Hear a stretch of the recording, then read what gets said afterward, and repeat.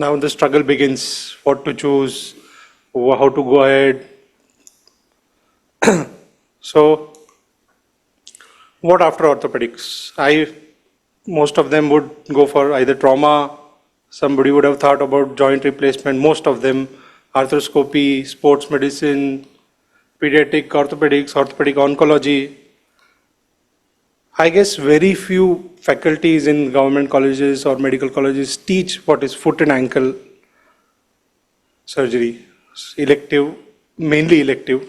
Trauma, everybody is very good at it, most of them. So let's see the elective part of foot and ankle surgery, how to find the problem.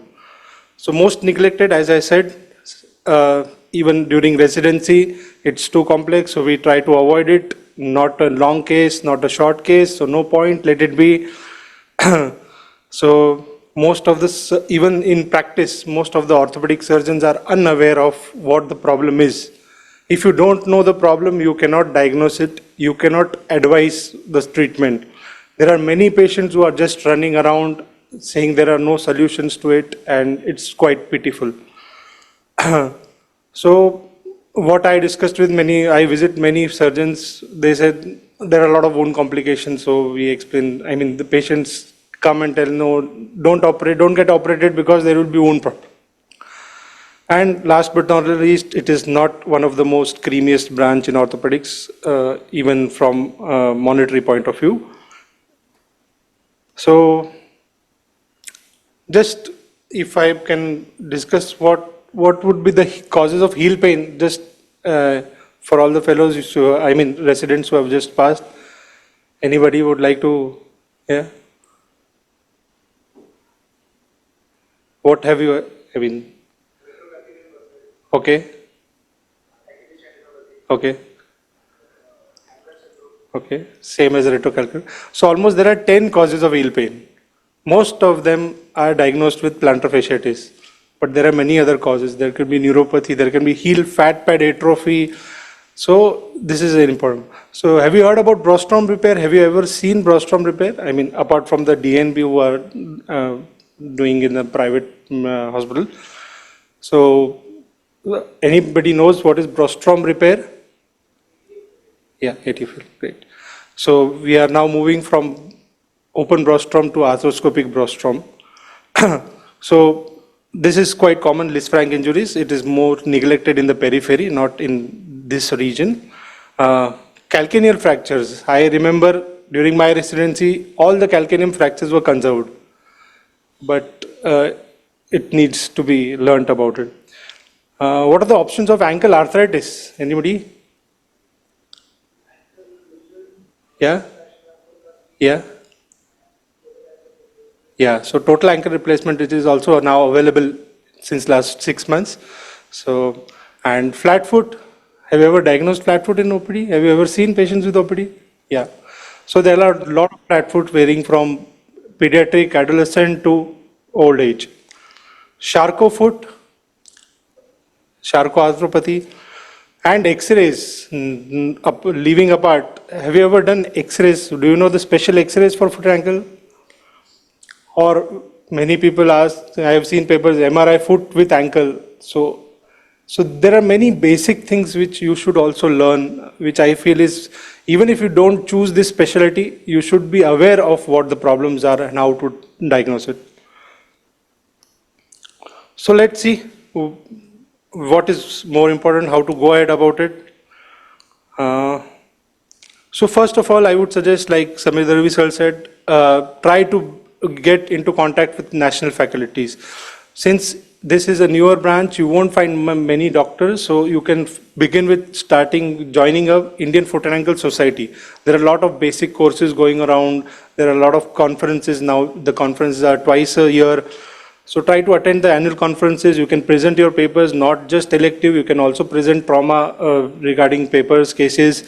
You should attend basic courses, cadaveric courses, learn the actual approaches for foot and ankle. So once you are knowing what the basic is, then only it is important you should go ahead and look for a fellowship. Because if you go for a fellowship after your post-graduation or after 1 year, without knowing what the basic is, then it will be very difficult for you. because out there they are too fluent and they won't have much time to teach you the basics. So it is better if you learn the basics first. Get to know about the recent trends, meet the colleagues and fellowship opportunities. So Indian Foot and Ankle Society has fellowship opportunities, national as well as international. So like I said, understand the basics, how to diagnose, clinical diagnosis. In foot and ankle, clinical diagnosis is the most important. It is also important in other fields, but more than radiological or X-ray, it's the clinical diagnosis. Exposure to various surgeries, elective surgeries, which I doubt you might have not seen. Good hands-on experience in cadaveric courses you can have with attachment with national faculties, and learn the recent advances. It is still not late, but learn the anatomy first, because the anatomy is quite confusing. If you don't know the anatomy, you cannot go ahead about it. Learn various surgical exposures. Start preparing during your bond period. So not necessarily you start applying for the fellowships, but obviously if you can get a fellowship, I feel you can go for some observership, learn how the thing is, come back, practice, and then go for a good fellowship where you can know all the basics and all. So decide where you want to go. There are many countries, UK, US, Korea, Singapore, Israel, Spain, Switzerland, everywhere there are fellowships going on.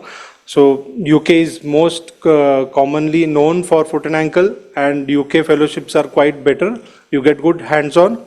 In US, we'll see in the next slides. So national fellowships, there are everywhere, all around India, Baroda, Delhi, Pune, Mumbai, Nagpur, Jaipur, Bangalore, and many more. So we'll start about applying for a national fellowship. You can directly approach to the surgeon, you can mail them, have some references, that is better.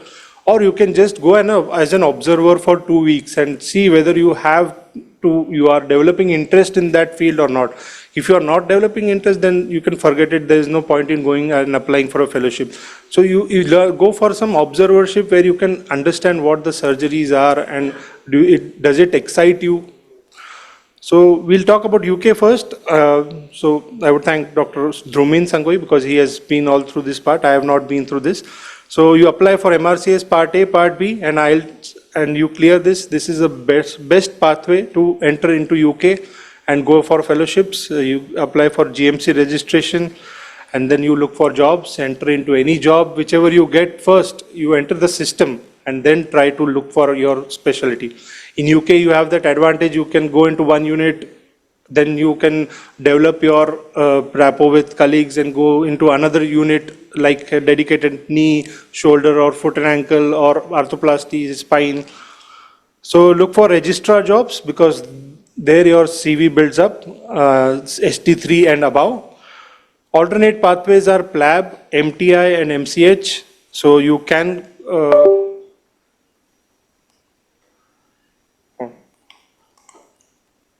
so PLAB, MTI, MCH, you can go into the fellowship, but they are not so creamy and they won't build up your CV in UK. Over here, it doesn't matter much.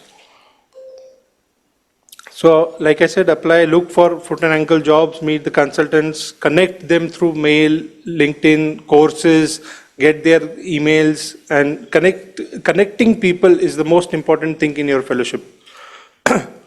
Spend 1 or 2 years as a registrar and try to clear FRCS trauma orth because that builds up your CV a lot when you come back to India or even if you are planning to stay in UK. Regarding MCH, it has less importance in UK per se, but if you come back with MCH over in India, it obviously builds up your CV. So decide if you wish to stay or come back. So these are the list of hospitals. You can just have a click. I won't say in detail about it because you can find it later on or you can connect me.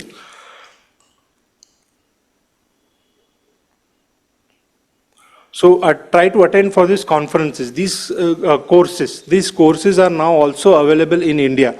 Like British Orthopaedic Foot and Ankle Society has annual course in India for 2 or 3 days. It's a cadaveric course. You can also visit the King's Diabetic Foot and Ankle Symposium. It's there in UK.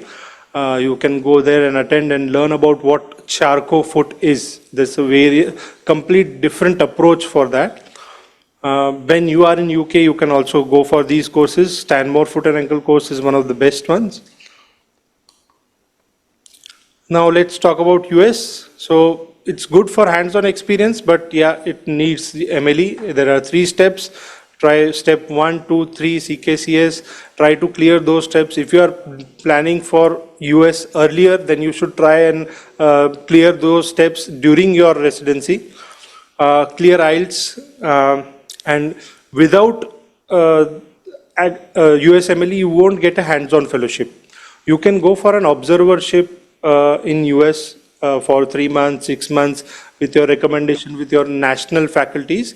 Those are good for learning what foot and ankle is, but developing your skills, you can either come back and join a registrar job somewhere, or try to learn about the skills, and or else you can apply for accredited fellowships, which are slightly difficult to get in US.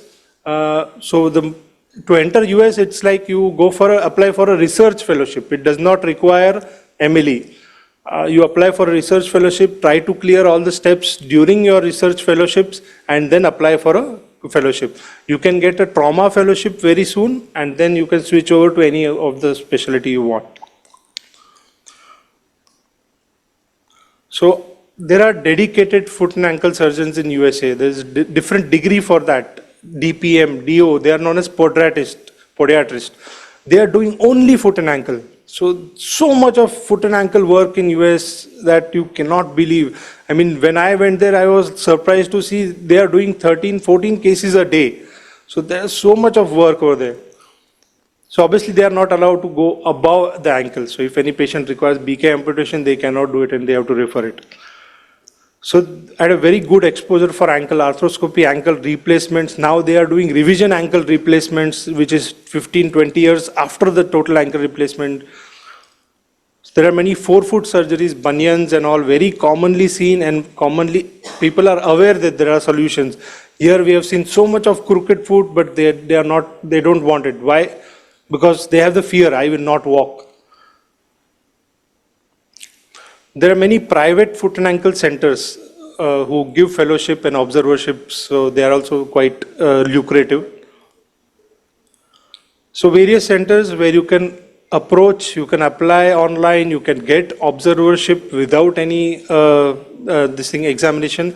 Obviously, you can go there, clear the steps and join a proper accredited fellowship, or you can come back and do your training over here. In Singapore, also there is 2-3 hospitals, they have started foot and ankle fellowships.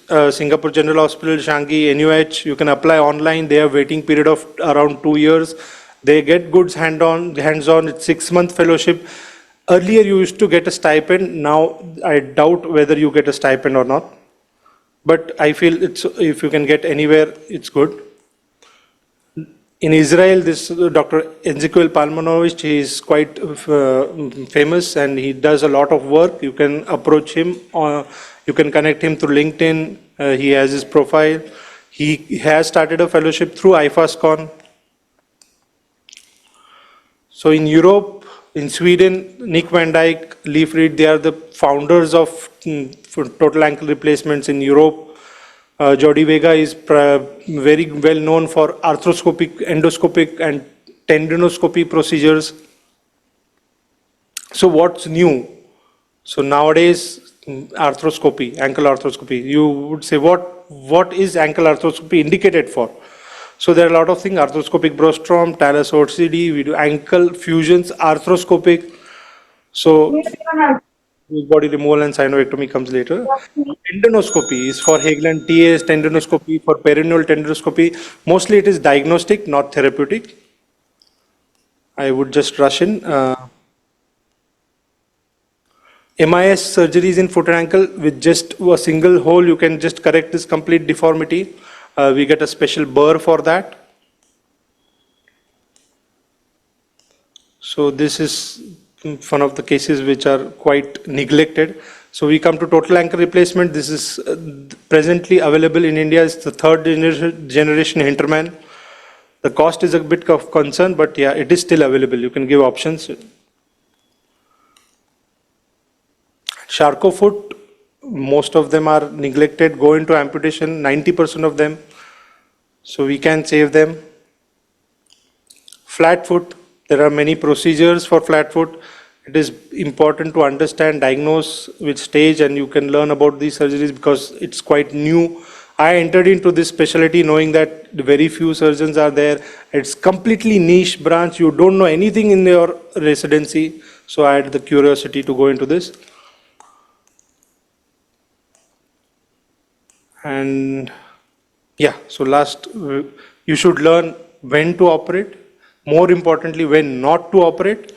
You should see the plan of action or patient expectation, what the patient wants, because most of them are electives.